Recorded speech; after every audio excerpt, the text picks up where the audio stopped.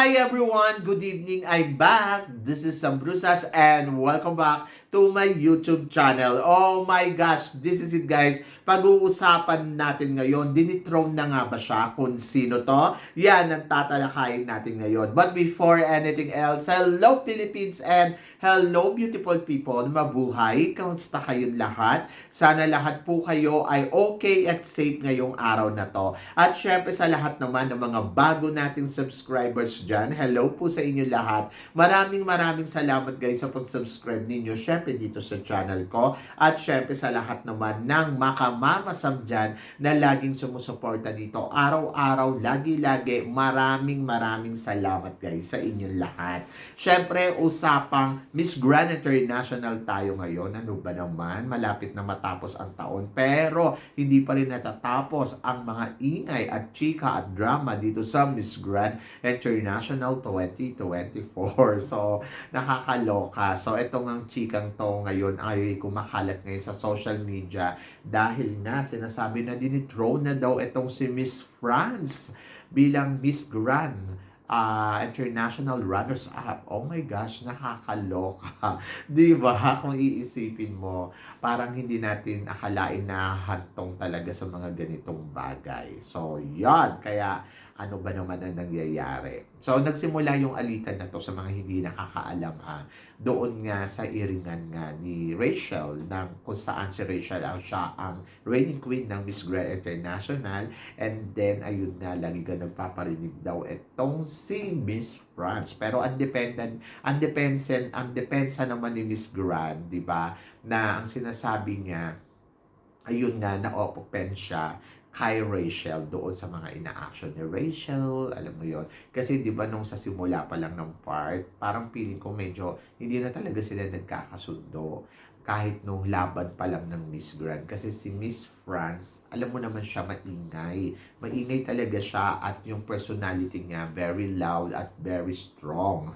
Kaya siguro, para ang dating kay Rachel ay hindi ganun kabongga. Pero hindi daw nagsasalita si Rachel ng kahit ano kay Miss France. Ito ang depensa ni Mr. Nawat noong during na nagpa-press con siya regarding nga dito sa pangyayari to. So, tinanong nga kasi si Mr. Nawat kung ano nga ba ang nangyari. Ang sabi niya, wala naman daw ginagawa na kahit ano itong si Rachel dito kay Miss Grand France. Pero si Miss Grand France daw ang pikon. Di ba? Kung iisipin mo, parang nakakaloka, hindi mo akalain talaga na may mga ganitong bagay. Sa bagay, kung ako tatanungin ninyo, hindi naman imposible nangyayari talaga to sa mga girls. Yung alam mo yun, yung hindi nila gusto yung isa't isa or may something. Pero kasi sana lang na before sila maghiwalay or before mag-decide si Miss France na umuwi ng France, sana nag-usap sila ni Rachel. Kasi naniniwala naman ako kapag nag-uusap kasi yung dalawang tao, nabibigyan ng chance na magkaayos at nagkakaroon ng bonding. So, para mas makilala nila yung mga sarili nila. Kasi dito, syempre, sa Miss Grand, ang mahirap, pinagsama-sama ni Mr. Nawat yung iba't ibang klase ng country sa kung sino yung top 10. Syempre, iba-iba yung attitude, iba-iba yung culture, di ba? Hindi naman yung pare-parehas. So, kailangan talaga nila ng magandang, alam mo yung bonding moment, yung nakakapag-usap sila, at lalo na kung may mga ganyang iringan, so, dapat nagkakaintindihan talaga. Kasi, kung iisipin mo, wala naman kasi silang ginawa kundi fight para doon sa competition, di ba? Para sa corona. So, lumalaban talaga sila hanggang sa ayan na. So, dumating na sila sa punto na ayan yung kung sino yung top 10 ay ayun, nagkakaroon sila ng bonding moment. Doon pa lang nag-i-start na getting to know each other talaga sila. Kasi sa competition, yes, may mga ilan-ilan na parang friends kita, close ako sa iyo, lagi ikaw yung kasama ko. Pero at the end of the story, competition pa din siya. So, ang mindset ng mga candidates to compete each other. Pero sa mga ganitong part na ayan nagkakaroon ng iringan, so dapat talaga ay nagkakaroon to ng sit down and close door. Di ba? So, yon. Pero ang sabi ni Mr. Nawat ay, what you want is to get attention. Oh my God. Kung iisipin mo parang papansin ka lang. Ganon. Di ba? Ganon yung sinabi ni Mr. Nawat. Ganon yung dating. Parang sinabi na kulang siya sa pansin at nagpapapansin siya kaya umeeksena siya ng ganito. She want drama. Mga ganon. Pero grabe ha. Kung iisipin mo. Pero ganun nga ba talaga itong si Miss France? Ako naman, obserbasyon ko. Meron siyang attitude na makulit. Pero hindi ko nakikita na parang kulang sa pansin. Kasi may mga tao talagang ganyan. Yung mga makukulit, mga ang lakas mang asar, alaskador, di ba? So, parang ganun yung attitude na meron siya. Lalo na sa mga, sa ibang lahi na, talagang very strong yung personality. Yung sasabihin nila kung ano yung gusto nila sabihin. And then, ayan nga, siguro na misinterpret. Di ba? Si Miss France. Pero sabi nga ni Mr. Nawat, siya naman na nakakakilala dito. So baka kulang nga sa attention, di ba?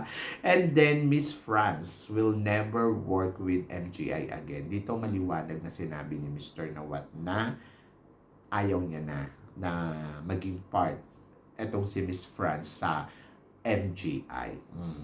So, yon kasi sinabi niya, will never work with MGI again. Dalawang klase lang yan. Hindi na siya nagpaparamdam or dinithrone na siya tuluyan or tinanggal na siya sa listahan ng, ng pagiging runners-up. O, di ba? Pero kung iisipin mo, parang sayang naman. Di ba? Baka gusto lang magpahinga. O, bakit tinatry naman ng MGI organization na tawagan or i-follow up pero hindi na siguro nagpaparamdam. Kaya, ayun. Kaya talagang tuluyan niya ng dinithrone. O, di ba? Nakakaloka. Kasi syempre may mga contacts naman si Mr. Nawat sa National Director.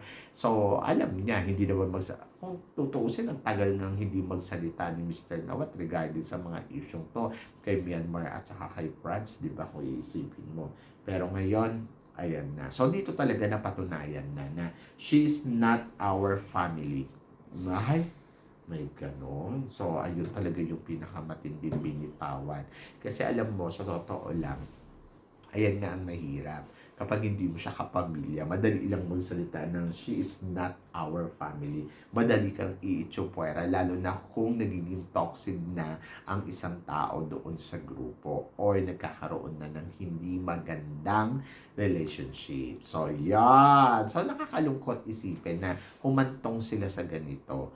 And then, ayun. So, nakakalungkot. Wala pa namang sagot si Miss France sa mga bato na salita ni Mr. Nawat regarding sa kanya. So, wala pa tayong naririnig. So, abangan natin kung magsasalita nga ba si Miss France regarding dito sa Miss Grand International 2024. Nakakaloka. Kung ako kay Mr. Nawat, I think wag nang magkaroon ng top 10. Maganda na lang talaga first and second runner-up, di ba? Kasi mahirap kapag kapag maraming girl dyan, nagsisimula yung mga alitan. Pero sa kabilang banda, kung maayos naman yung ugali nila, di bongga. Kasi nung last year, yung mga runners-up, nabuo sila ngayong taon na to Yung nagputong ng corona yung reigning queen nila. Pero ngayon, parang talagang, alam mo yon pagkaputong na may nagsaole si Myanmar, tapos ngayon naman eto naman si Miss France. So tingnan natin kung sa susunod na taon kung mag-a-announce ba si Mr. Nawat ng bagong runners up or mauusog ba yung mga girls o magkakaroon ba ng bagong mga member kasi di ba dati ginagawa niya yun para makompleto lang yung listing ng top 10 pero ngayon parang wala pa tayong naririnig kung sino nga ba ang pinalit kay Myanmar, kung ito nga ba si third runner-up ay mapupunta sa second runner-up and ngayon dinithrone. So ano na mangyayari? So uusog ba yung mga girls o talagang pinipili lang ni Mr. Nawat yung mga tao na gustong magtrabaho sa kanya at ganun nga, di ba? So, yon. So, kayo guys, ano guys ang masasabi ninyo dito sa mga pahayag ni Mr. Nawat? Tingin ba ninyo talagang dinithrone na ang Miss Grand France?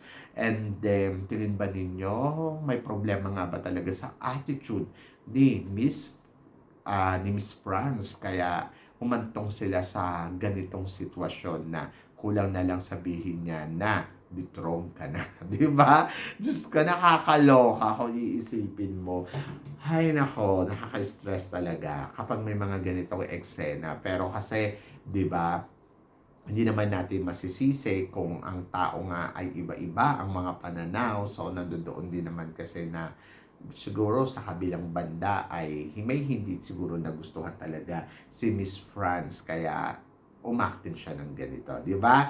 Pero tingin ba ninyo, dapat nga ba talagang i-dethrone na yung mga ganitong may attitude or ganitong mga eksena kapag ikaw ay queen? Ano nga ba talaga ang dapat mong ipakita bilang isang reyna? So, comment below para at least malaman ko naman kung ano naman ang chika mo dito sa mga pinag-uusapan natin ngayon. So, yon. So, syempre maraming salamat sa inyong lahat sa suporta at pagmamahal na binibigay ninyo syempre dito sa channel ko. At sa mga hindi pa po nakaka-subscribe dyan, please don't forget to click like and subscribe my channel. At i-click nyo na rin po ang notification bell para more updated kayo sa aking mga chika. So, hanggang ganun, always keep smiling and always think positive lang. Walang imposible, guys. Magtiwala lang tayo sa itaas. Kaya, guys, hanggang dito na lang. Hanggang sa muli nating chikahan. See you tomorrow. Thank you, guys.